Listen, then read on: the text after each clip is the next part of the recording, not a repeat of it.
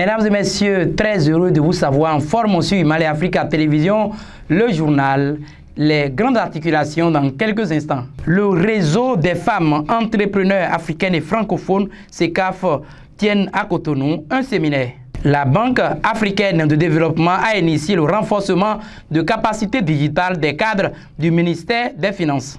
C'était là les grandes articulations, les détails dans quelques instants.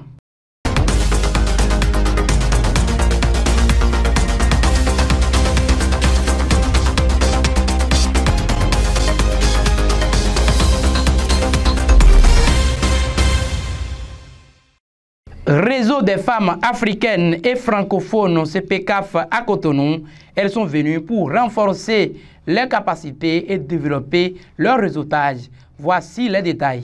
Les femmes entrepreneurs d'Afrique francophone et membres des réseaux de la CPCAF ambitionnent de prendre une part très active dans la consolidation de nos économies et par ricochet le développement dans nos pays, a indiqué Dame Christiane Kodjo Tossou, présidente réseau des femmes entrepreneurs du Bénin. Lors des travaux d'échange, brassage des expériences comptant pour les rencontres africaines des femmes d'affaires à Cotonou dans le cadre de la CPCAF. Et si nous avons pensé faire cet atelier, c'est parce que d'abord en Afrique, plus que partout ailleurs dans le monde, les femmes sont des agents économiques très dynamiques et effectuent des activités à grande majorité dans le domaine de l'agriculture, donc dans l'entrepreneuriat agricole. Au-delà de leur activité génératrice de revenus, elles sont également des principales actrices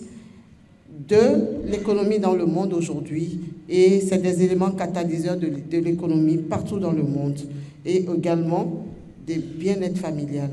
Mais elles jouent aussi un rôle très important, très indispensable au sein de toutes nos communautés dans leur pays.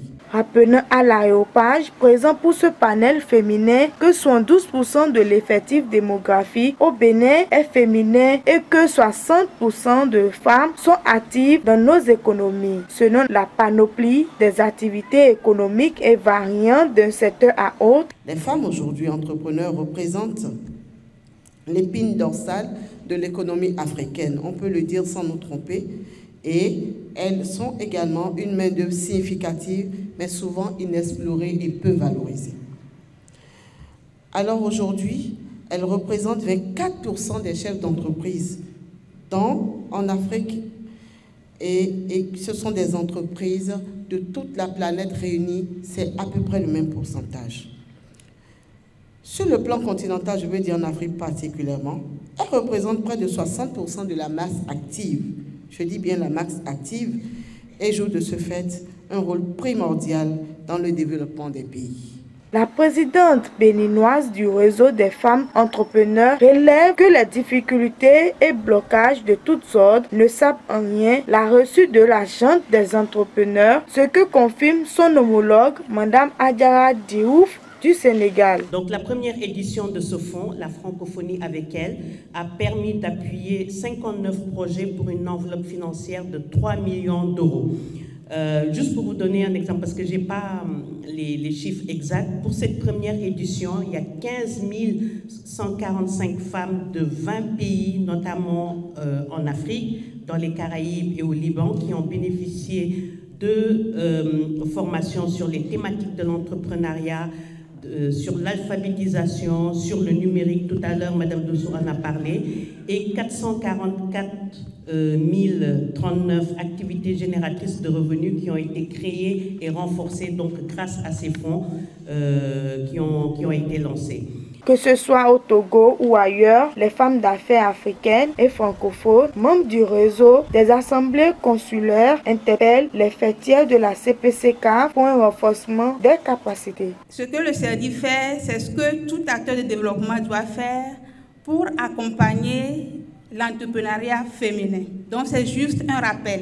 Avant de commencer, le CERDI, le Centre d'études de recherche pour le développement intégral, a pour rôle ou bien a pour mission d'œuvrer pour le bien-être de la population togolaise. Donc, nous avons comme cible les jeunes filles, les jeunes garçons et les femmes. Ce qui veut dire que si on doit parler de l'entrepreneuriat féminin, nous sommes dans cette cible-là.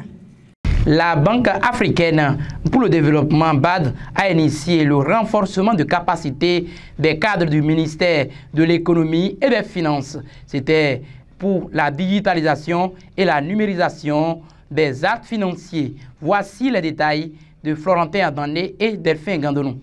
Autour de cette double rangée de tables de la salle de conférence du Golden Tulip de Cotonou sont réunis les membres des équipes projets des différents ministères béninois relevant de la tutelle du ministère béninois de l'économie et des finances, ceci dans le cadre du renforcement des capacités des cadres ayant à charge de collecter les données numériques à distance, selon leurs charges et fonctions de dématérialisation de nos secteurs d'activité. Je voudrais aussi dire que l'importance des données, notamment celles fiables et accessibles partout et à tout moment pour assurer une gestion efficace et efficiente des projets, est un élément clé dans la réussite de la mise en œuvre des projets du développement. Mesdames et messieurs, vous savez que l'outil RAS est une solution informatique de collecte et d'analyse des données à distance. Il permet donc à ce titre d'accélérer la mise en œuvre des projets, d'anticiper les problèmes et d'instaurer de la transparence dans la gestion des projets de développement. Et de ce fait, cette initiative est un élément clé pour atteindre l'excellence opérationnelle que nous visons. Le projet Erasme, initiative du groupe de la Banque de développement mondiale et qui aide ainsi le ministère béninois de l'économie et des finances à relever le défi de la conversion des données papier en mode électronique et à distance visée. Comme contexte, vous savez, la Banque africaine de développement finance des projets de développement qui nécessitent une supervision et un suivi pour atteindre les résultats. Et ceci doit se faire par la collecte et l'analyse des données. Elle permet aussi d'améliorer la transparence et la précision du suivi et évaluation et accroître la responsabilité du suivi par des tiers. Elle permet de réaliser des sauvegardes, des surveillances des sauvegardes en temps réel, la cartographie du portefeuille pour la coordination entre les projets et les partenaires. On peut aussi l'utiliser également pour la gestion des plaintes. Elle offre la possibilité d'être présent virtuellement, c'est ce que j'avais mentionné récemment, ce qui se fait sur le terrain. Donc les personnes qui sont chargées de la mise en œuvre peuvent vous soumettre des informations à travers des vidéos et des photos, vous verrez ce qui se fait. Et sur cette plateforme, nous proposons aussi des outils d'enquête pour l'évaluation de l'impact économique et social du projet sur les populations. Dans un contexte de numérisation électronique maximale, où les données, une fois collectées, même à distance, facilitent et fluidifient les actions administrative et booste la compétence des équipes au projet. La présente formation à l'endroit des cadres concernés vient à point nommé. Et je voudrais donc vous inviter tous, notamment les équipes d'exécution des projets, à vous engager pleinement avec l'équipe de la Banque africaine de développement ainsi que la Banque mondiale pour que l'outil informatique puisse tenir toutes ses promesses.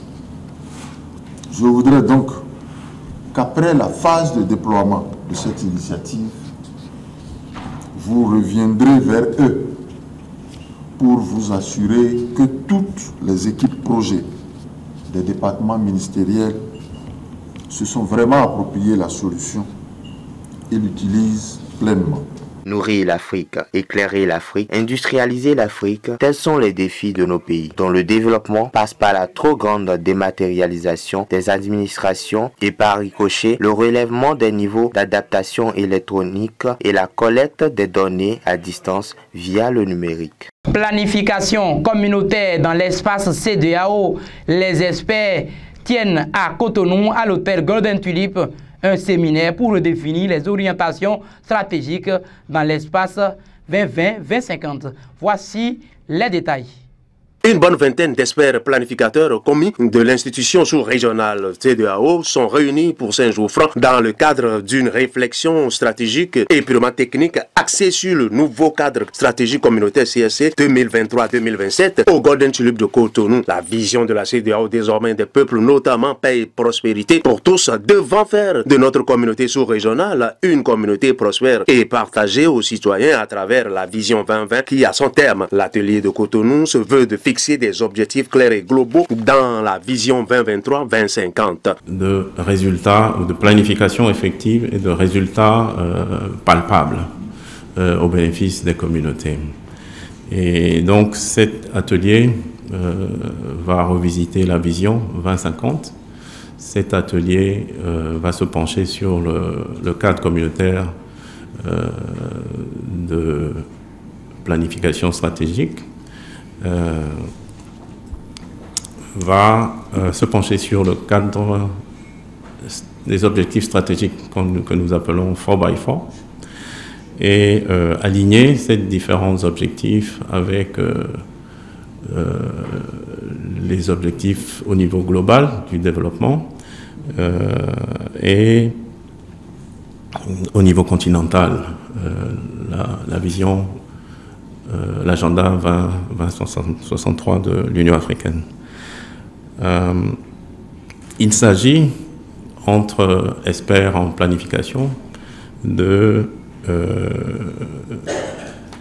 discuter et s'accorder sur ce qu'il y a lieu de faire pour atteindre le succès, utiliser les ressources de façon rationnelle et faire en sorte que la programmation soit cohérente et le suivi d'évaluation soit effectif et efficient. Et les priorités d'amélioration de la paix et de la sécurité pour nos populations, l'intégration économique et une meilleure gouvernance socio-politique et de l'entreprise préoccupent à plus d'un titre les partenaires techniques et financiers dont la GIZ. Il s'agit d'harmoniser la compréhension du cadre stratégique communautaire de la CEDEAO et des objectifs 4x4 du président de la commission de la CEDEAO. Ensuite, de réviser et de finaliser le projet de manuel de la CEDEAO sur la planification stratégique et le suivi et évaluation. La vision 2050 de la CEDEAO a été élaborée pour permettre à la communauté de se projeter dans l'avenir, de définir les orientations à suivre, les objectifs à atteindre et les défis à relever. Ce document est un recueil d'aspirations communautaires qui permet une déclinaison en un cadre de référence pour la mise en place de politiques stratégiques et de programmes de développement économique et social. À Cotonou donc, et ce cadre stratégique communautaire, c'est axé sur le cadre 4x4, initiative de la Commission écoasienne, intègre déjà des domaines prioritaires, objet d'une réflexion plus approfondie aujourd'hui et durant ces 5 jours francs par les experts mobilisés par la CEDEAO. Et c'est ce qui m'amène à rappeler l'importance de cet atelier de ce matin, qui vise, comme il a été très bien rappelé par le représentant de la vice-présidente, à travailler sur la déclinaison de cette vision et également à établir un lien étroit entre cette vision sur l'horizon 2050 dans le mandat actuel qui est le 2025-2026 à travers le document de planification que la Commission s'est dotée. Donc, naturellement, également sortir un manuel de planification. Donc, c'est dire que l'atelier de ce matin vise à donner un contenu objectif et des outils de programmation et d'évaluation de là où les plus hautes autorités de la communauté veulent donner comme orientation à notre organisation. Donc, l'importance de cet atelier n'est pas à démontrer.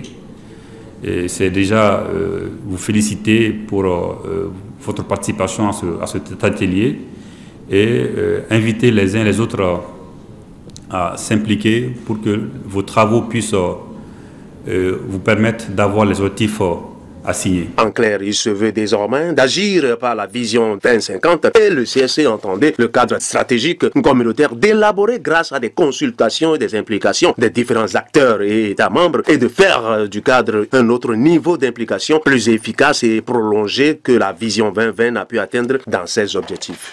La Fondation Odon Vallée intervient dans le domaine social mais aussi dans le domaine éducatif.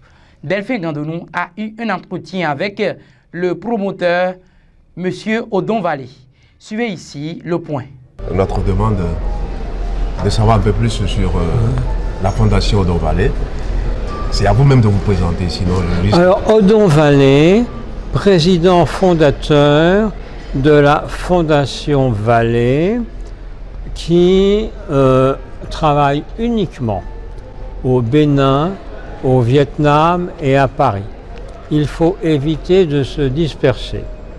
Au Vietnam, nous avons le plus grand réseau de bibliothèques du monde entier, c'est-à-dire 3 millions de lecteurs, plus que le réseau de New York, qui a pourtant des moyens financiers très supérieurs à nous. Au Vietnam, on bat le record de médailles aux Olympiades mondiales de maths, physique, chimie, biologie, informatique, astrophysique, à tel point qu'on est les premiers au monde dans ces histoires de médailles. Et on a eu des boursiers polytechniciens, etc.